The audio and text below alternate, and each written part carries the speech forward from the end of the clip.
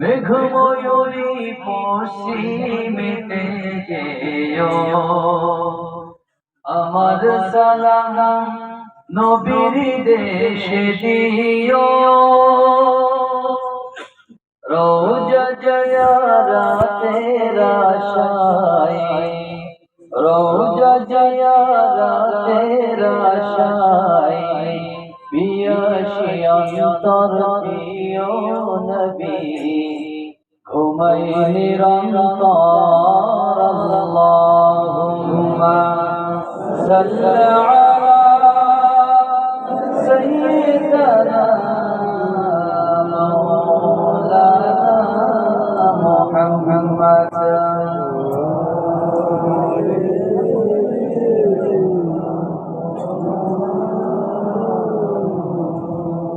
সবাই পড়ি বালাগাল উলা বিকামালিহি, কাশাফাত দুজা বিজামালিহি,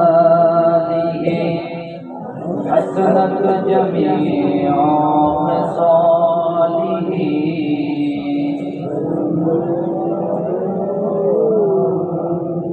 مشرقي حب محمد، مطلع دیوانے من، مطلع خورشید شقاق، سینہ سوجان ما بلغ العلا بکمالہ،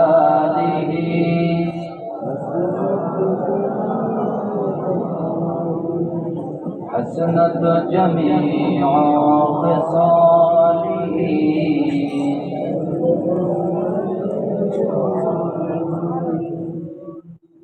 যাদের হৃদয়ে আছে আল্লাহর ভয়, তারা কভু পথ ভুলে যায় না।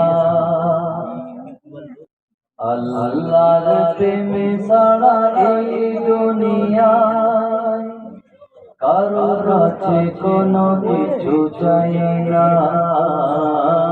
কারো কাছে কোনো কিছু চাই না। যাদের হৃদয়ে আছে আল্লাহর ভয়, তারা কভু পথ ভুলে যায় না।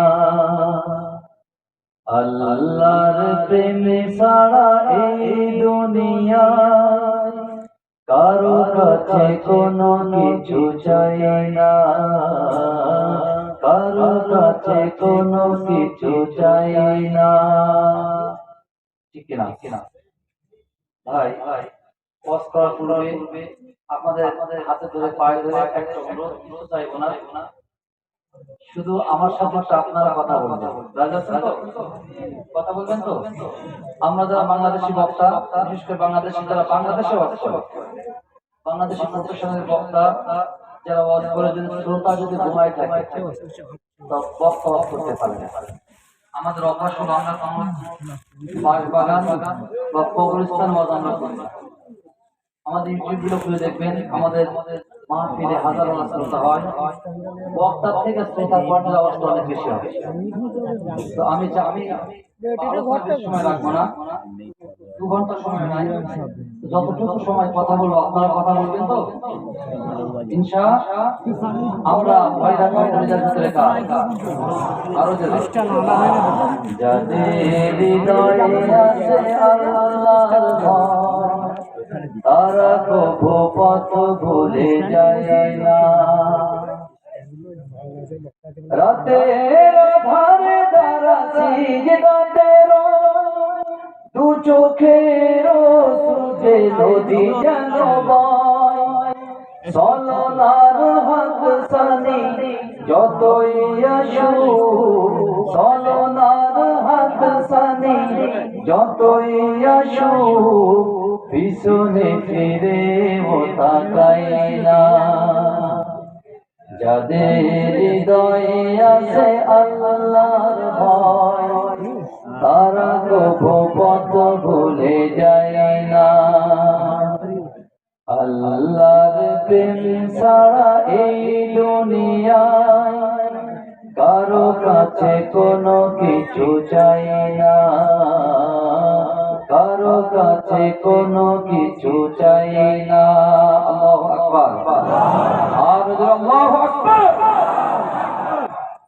আলহামদুলিল্লাহ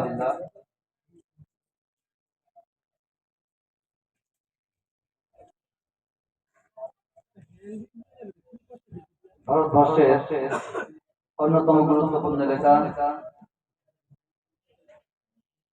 বড়ধাজা মসজিদ কমিটি এবং কমিটি কর্তৃক আয়োজিত ঐতিহাসিক পীরে কামেল আল্লাহর প্রিয় মাহবুব বান্দা হাজী সাহেবের রওজার পাশে আজকে তাফসীরুল কোরআন মাহফিলের সম্মানিত সুযোগ্য সভাপতি ওলামা হযরত মঞ্চ প্রবিষ্ট এলাকার গণ্যমান্য ব্যক্তিবর্গ উপস্থিত আছেন আমার প্রিয় বন্ধু মাওলানা আব্দুল রাজ্জাক সাহেব, আমার সামনে উপস্থিত ইসলাম প্রেমিক, কোরআন প্রেমিক, আল্লাহ প্রেমিক, নবীওয়ালা মুসলমান ভাই এবং বাবাজিরা, পর্দার আড়ালের মা এবং ভগ্নীরা, সকলকে আমি আল্লাহর সালাম এবং মোবারকবাদ জ্ঞাপন করছি। আসসালামু আলাইকুম ওয়া রাহমাতুল্লাহি ওয়া বারাকাতুহু।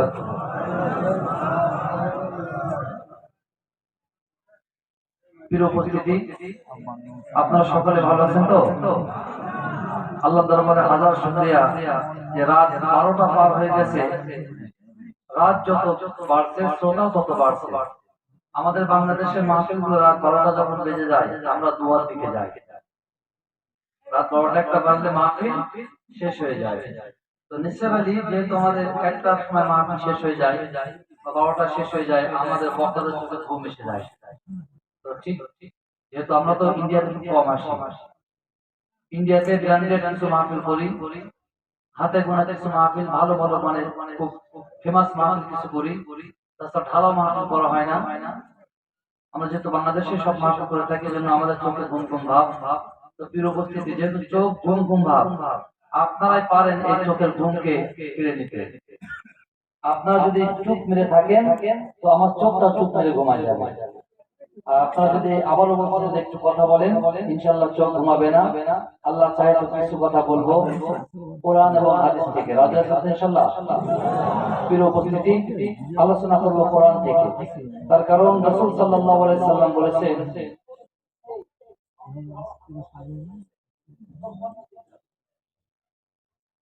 প্রিয় উপস্থিতি, আল্লাহ রাসূল সাল্লাল্লাহু আলাইহি সাল্লাম বলেছেন যে ময়দানে কোরআন থেকে আলোচনা করা হয়, রাসূল বললেন যে ময়দানে কোরআন থেকে আলোচনা করা হয়, যত সময় পর্যন্ত ওই ময়দানে আল্লাহর কোরআন এবং রাসূলের সুন্নাহ থেকে আলোচনা পেশ করা হবে, ওই ময়দান তত সময় পর্যন্ত জান্নাতের বাগান। জোরে বলুন সুবহানাল্লাহ। তাহলে আমরা আলোচনা করছি কোরআন থেকে, তো কোরআন থেকে আলোচনা করছি জান্নাতের বাগানে। আচ্ছা বলেন তো, জান্নাতের বাগানে জান্নাতীরা থাকে না জাহান্নামীরা থাকে? তো আমরা এখন কি জান্নাতে না জাহান্নামে? কথা বলেন। মাশাআল্লাহ, আপনারা যেহেতু জান্নাত দাবি করেছেন, তো আজকে আমার আলোচনার বিষয় হলো যে আল্লাহ তাআলার এই বান্দারা কোন কোন কাজ করলে জান্নাতে যেতে পারবে। প্রিয় উপস্থিতি, এবং জান্নাতে যাওয়ার সিলেবাসটা কিন্তু অনেক বড়। আল্লাহ রাব্বুল আলামিন কোরআন দিয়ে গোটা দুনিয়ার মানুষদেরকে, মুসলমানদেরকে বলেছেন যে সংক্ষিপ্ত ছোটখাটো কিছু আমল আছে, যে আমলগুলো করতে পারলে মানুষগুলো সরাসরি জান্নাতি হতে পারবে। যেহেতু আপনারা নিজেদের দাবি করেছেন জান্নাতি, তো আমি আজকে আলোচনা করব আমরা কোন কোন কাজগুলো, মাত্র 3টা আমল করব আজকে। কতটা আমল? একটু হাত তুলে বলেন তো কতটা? জোর হলো না? আর একটু জোরে। মাশাআল্লাহ, এই 3টা আমল প্রত্যেকটা মানুষ দিল কলিজা দিয়ে শ্রবণ করবেন এবং শিখে যাবেন।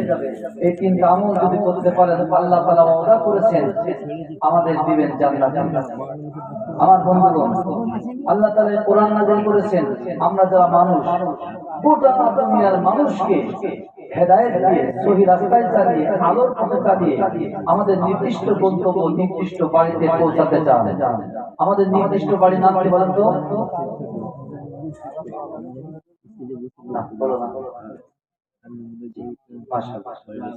আমাদের নির্দিষ্ট বাড়ির নাম আপনারা বলেন কবর। আমার বন্ধুগণ, তাহলে আল্লাহ রাব্বুল আলামিন কোরআন নাযিল করেছেন আমাদেরকে কবরে দেওয়ার জন্য। কবরে দেওয়ার জন্য আমার ভাইয়েরা, গভীর মনোযোগ। আল্লাহ রাব্বুল আলামিন কোরআনুল কারীম দ্বারা জানিয়ে দিয়ে বলছেন শাহরু রমাদানাল্লাযী উনজিলা ফীহিল কুরআন হুদাল লিন্নাসি ওয়া বাইয়িনাতিন মিনাল হুদা ওয়াল ফুরকান।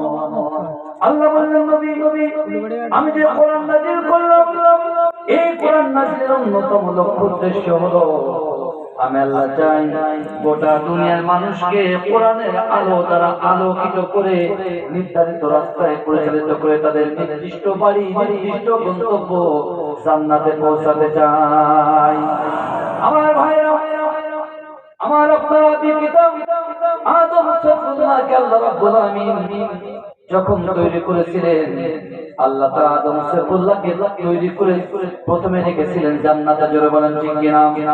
আমার বন্ধুগণ আল্লাহ রাব্বুল আলামিন আদম সাইয়্যিদুল্লাহকে জান্নাত থেকে এই দুনিয়াতে প্রেরণ করেছেন। প্রেরণ করার পর আল্লাহ বললেন ও আদম দুনিয়াতে তুমি যাবে আদম রে তুমি এবং তোমার সন্তানরা দুনিয়া জিন্দেগিতে কি জন্য আসলে কোন কাজ নিয়ে আসলে আল্লাহ তাআলা কেন পাঠালেন? আল্লাহ রাব্বুল আলামিন কোরআন দিয়ে জানিয়ে দিয়ে বললেন আল্লাযী খালাকাল মাউতা ওয়াল হায়াতা লিয়াবলুয়াকুম আইয়ুকুম আহসানু আমালা। আল্লাহ বললেন আদম রে আমি তোমাকে এবং তোমার সন্তানদেরকে পাঠালাম আমি রব্বুল আলামিন দেখতে চাই কার আমলটা কত সুন্দর। আল্লাহ বলেন আহসানু আমালা, আমার রব্বুল আলামিন গোটা দুনিয়ার মানুষদের আমলটা দেখতে চাই কার আমলটা কার কাজটা কত সুন্দর।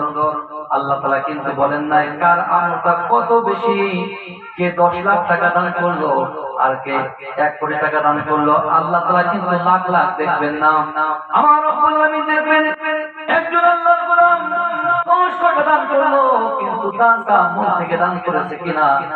একজন আল্লাহর গোলাম 500 টাকা দান করেছে কিন্তু এই দানটা একমাত্র সন্তুষ্ট আল্লাহর জন্য হয়েছে কিনা। আমার বন্ধুগণ অনেকেই দেখবেন 10,000 টাকা দান করে, দান করার পরে হুজুরকে বলে হুজুর একটু আমার নামটা মাইকে বলুন, যদি কোনো রকম মিসিং হয়ে যায় নাম বলতে ভুল হয়ে যায় আবার রিপিট করে হুজুর আমার নামটা কিন্তু বলা হয় নাই। আমার ভাইয়েরা আপনি যে দান করলেন আপনার মন যদি সহি হয় দুনিয়ার কোনো মানুষ না জানলেও জানে কে, আরো জোরে কে। আমার বন্ধুগণ দান যদি আল্লাহকে সন্তুষ্ট করা নিয়ে হয় আল্লাহ তো দেখছে তাহলে বারবার মাইকে বলার কি প্রয়োজন? আল্লাহ রাসূল সাল্লাল্লাহু আলাইহি সাল্লাম বললেন ওই দানটা সব থেকে আল্লাহর দরবারে বেশি পছন্দনীয় যে আপনি ডান হাত দিয়ে দান করবেন কিন্তু বাম হাতটা জানতে পারবে না। আমার ভাইরা আল্লাহ রাব্বুল আলামিন এজন্য কোরআন দিয়ে জানিয়ে দিয়ে বললেন আল্লাযী খালাকাল মাউতা ওয়াল হায়াতা লিয়াবলুয়াকুম আইয়ুকুম আহসানু আমালা। আল্লাহ বললেন আমি দেখতে চাই কোন মানুষের আমলটা কত সুন্দর, কাজটা কত সুন্দর। আমার বন্ধু আমার